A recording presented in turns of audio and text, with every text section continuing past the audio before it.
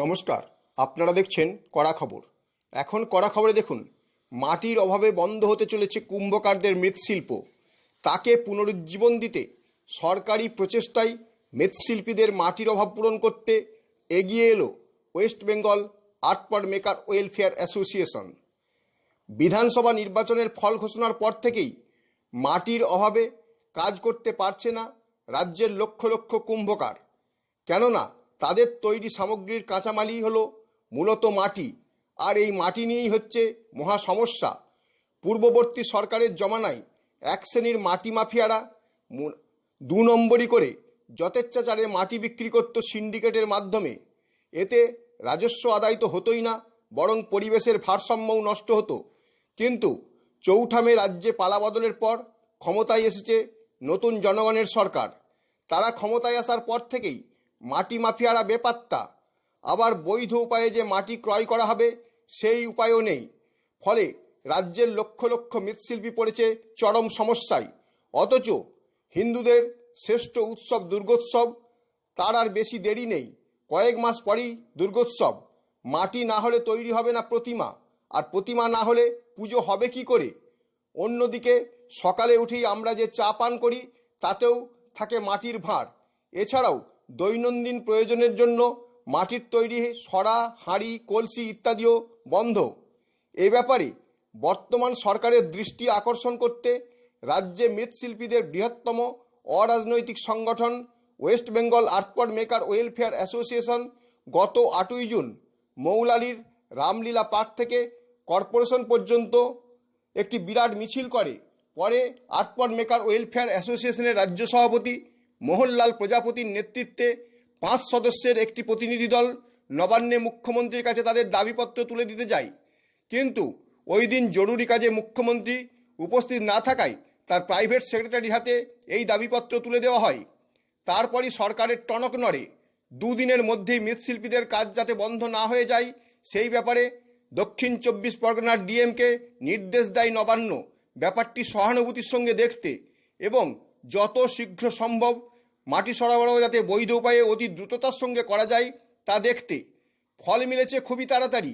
এই ব্যাপারে মৃৎশিল্পীদের তা জানাতে ওয়েস্ট বেঙ্গল আর্টপার্ট মেকার ওয়েলফেয়ার অ্যাসোসিয়েশনের পক্ষ থেকে গতকাল অর্থাৎ 17ই জুন উত্তর 24 পরগনার মুড়াগাছার লেলিনগড়ে এক সভার আয়োজন করে, যেখানে উপস্থিত ছিলেন ওয়েস্ট বেঙ্গল আর্টপার্ট মেকার ওয়েলফেয়ার অ্যাসোসিয়েশনের রাজ্য সভাপতি মোহনলাল প্রজাপতি, রাজ্য মহিলা সভানেত্রী যুগমিলা পাল, রাজ্য ওয়ার্কিং কমিটির সভাপতি রবি পাল, রাজ্য সদস্য সুজিত প্রজাপতি, কল্যাণ পাল, রাজেশ প্রজাপতি, শঙ্কর পাল, প্রবীর দাস, শুভদীপ পাল, নিমাই পাল, সুভাষ পাল, উত্তর 24 পরগনা জেলা বিজেপির সম্পাদক শ্রীবাস বিশ্বাস ছাড়াও অনেকে।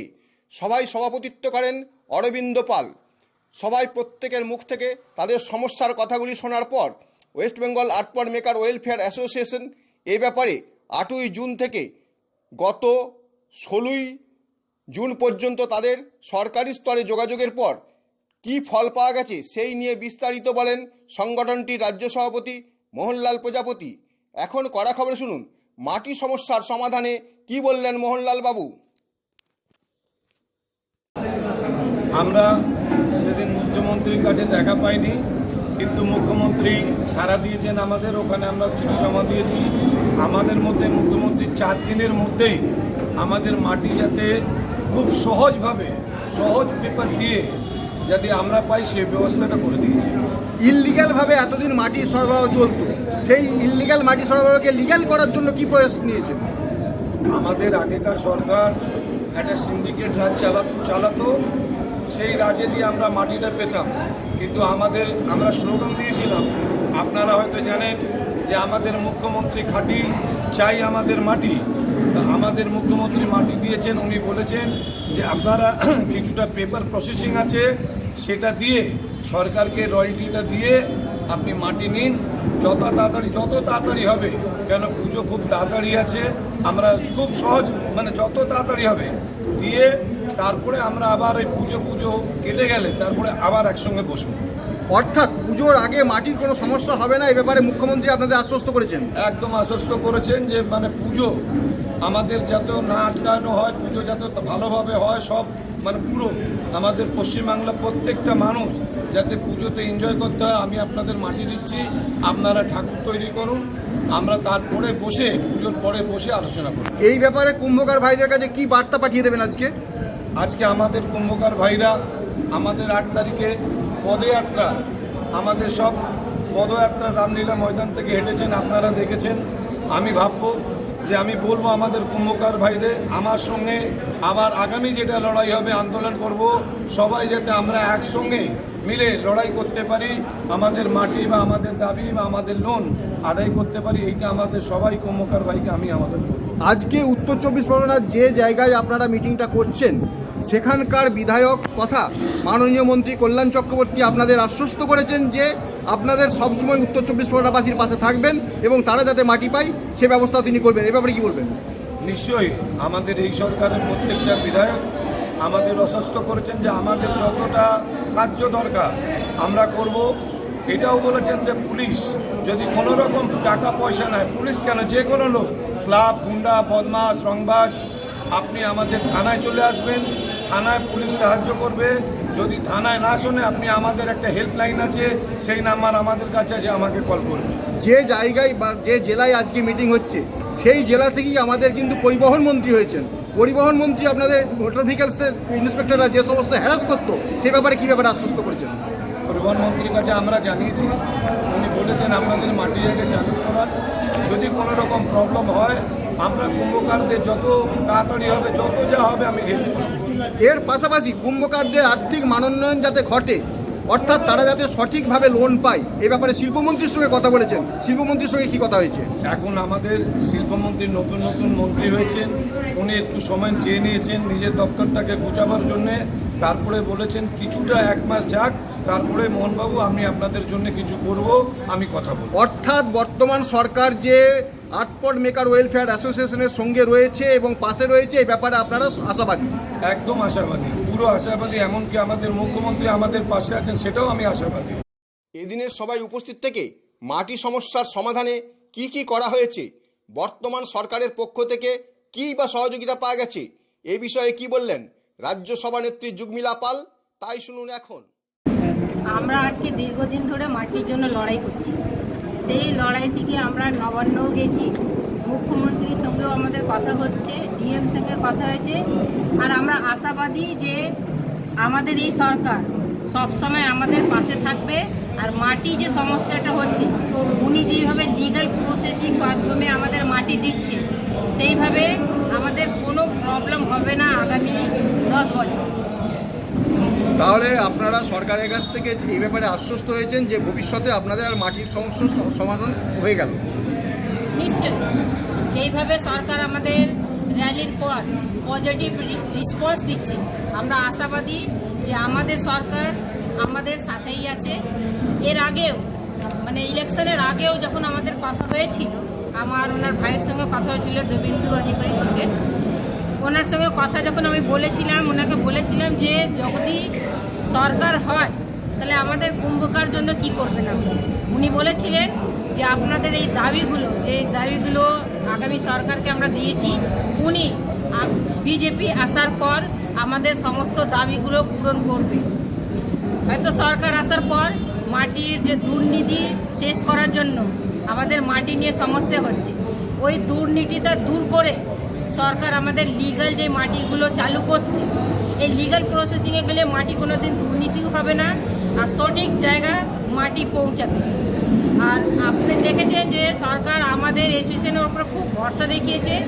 ওনারা চান যে অ্যাসোসিয়েশন মাধ্যমে মাটিটা যাক, যেন কোনো রকম দুর্নীতি না হতে পারে। আর আমরা দেখবো সবসময় যে যার কাছে মাটি পৌঁছানোর কথা, ঠিক সেই জায়গায় মাটি যেন পৌঁছে।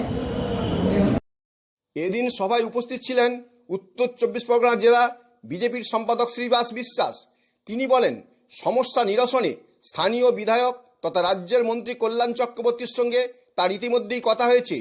কুম্ভকাররা যাতে বৈধ উপায়ে তাদের মাটি পেতে পারে সে ব্যাপারে তিনি সব সময়ই তাদের পাশে আছেন। তিনি কি বললেন তাই শুনুন এখন। এই বিষয়টা যখন আমাদের কাছে, আমাদের কুম্ভকার ভাইরা বা কলমসেরা যখন আমাদের কাছে গেছিলেন, আমি সঙ্গে সঙ্গে আর দেরি না করে মাননীয় মন্ত্রী মহাশয় আমাদের বিধায়কের কাছে আমি পৌঁছে গেছিলাম, ওনাদের নিয়ে উনি এটাকে দেখে খুব গুরুত্বের সঙ্গে বিবেচনা করেই উনি বলেছেন এর একটা দ্রুত সমাধান হোক, না হলে আগামী দিনে পুজো বন্ধ হয়ে যাবে।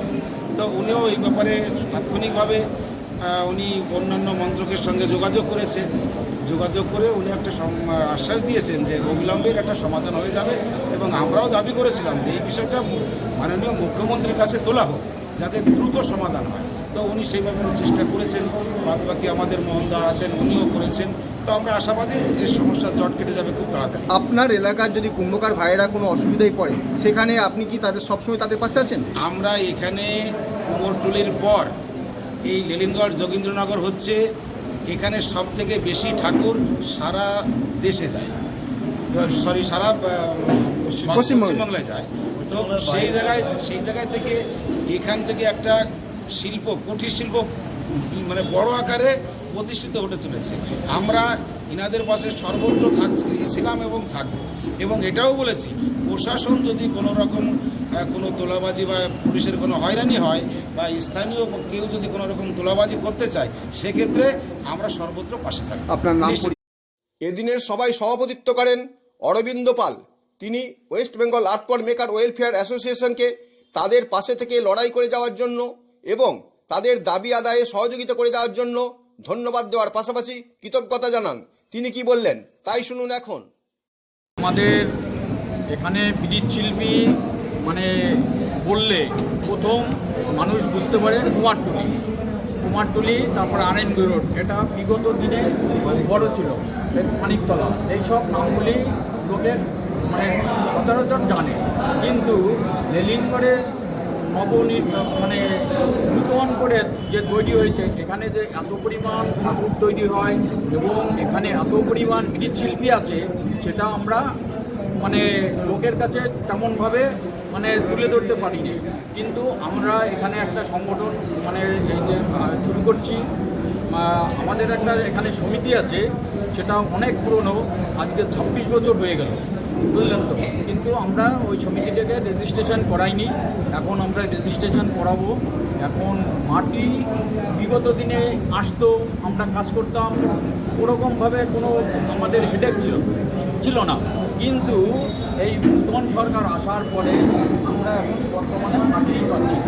এখানে এই জায়গা যে ঠাকুর তৈরি হয়, বিশেষ করে মানে ডাইসের ঠাকুর, এটা টোটাল পশ্চিমবাংলায় বিভিন্ন প্রান্তরে ছড়িয়ে পড়ে। যেমন এখান থেকে দিল্লি, বোম্বেও অনেক যায়, আসামে যায়, ঝাড়খণ্ড যায়, উড়িষ্যা যায়, বিভিন্ন জায়গা থেকে। আর এখানে প্রচুর পরিমাণে এখন দুর্গা ঠাকুর তৈরি হয়। কম করে আমি গত বছরে একটা কাউন্ট করেছিলাম, 350 মতন দুর্গা ঠাকুর তৈরি হয়েছিল এই আমাদের এই এলাকায়। 350। 26 বছর ধরে আপনি আন্দোলন করছেন, কিন্তু আন্দোলনকে ফ্রুটফুল করতে পারেননি। সেখানে West Bengal art maker welfare অ্যাসোসিয়েশনকে পাশে পেয়ে কি ভুগছেন? এখন এনরা আমাদের সঙ্গে আমরা যোগাযোগ করেছি, ওনারা বলছেন আপনারা সমিতিটাকে রেজিস্ট্রেশন করান আর আমাদের সঙ্গে যুক্ত হন। এনাদের সঙ্গেই যুক্ত হয়ে আমি নবান্নে যেদিনকে মানে মৌলালি থেকে ক্যালকাটা কর্পোরেশন পর্যন্ত করা হয়, ওদিনকেও আমি গেছিলাম। ওদিনকে আমি একটা সাক্ষাৎকারও দিয়েছিলাম আপনার চ্যানেলে। ওখান থেকে এই ইডি এবং এই এরা 5 জন নবান্নে গেছিল। তারপরে ওখানে ওদিনকে মুখ্যমন্ত্রী ছিলেন না, অন্য যারা ছিলেন দায়িত্বে তাদের ওনারা ডেপুটেশন দিয়ে আসছেন। পরে ওখানে আবার ওনারা বলেছেন ডায়মন্ড হারবারে মানে ডিএমের সঙ্গে এনারা যোগাযোগ করেছেন। তারপরে এনারা বলছেন মাটি আপনাদের হয়ে যাবে, কারণ মাটি না হলে এই মৃৎশিল্প একদম মানে ধ্বংসের পথে। কারণ আমরা এখানে হাজার হাজার লোক বেকার হয়ে যাবে, মানে তখন আমরা কি করে খাবো? আপনি কি আপনার খবর সরাসরি সম্প্রচার করতে চান অথবা আপনার এলাকার খবর দেখাতে চান? তাহলে যোগাযোগ করুন কৃষ্ণপ্রসাদ পাত্র, ফোন নম্বর 8622800252 অথবা 8282860856 এই নাম্বারে, অথবা অর্জুন সেন CPRO, ফোন নম্বর 9433138840 এই নাম্বারে।